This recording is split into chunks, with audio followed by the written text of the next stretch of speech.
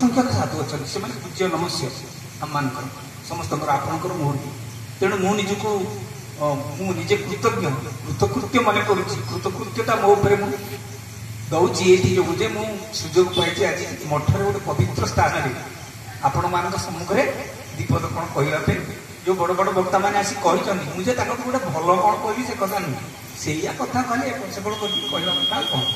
तेज कथा प्रसंग में प्रवेश करने पूर्व गोटे नियम अच्छे आप जानते नियम कौन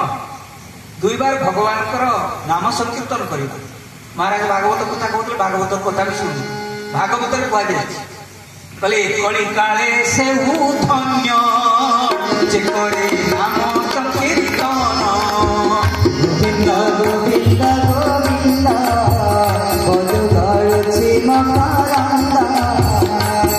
जगन्नाथ दास गोस्वामी कहले कहले भक्त को पृथ्वी जन्म होती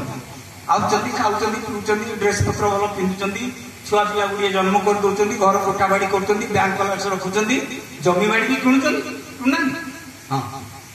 एत कम कर शेष में पायखाना टांकी फुल करदे मरी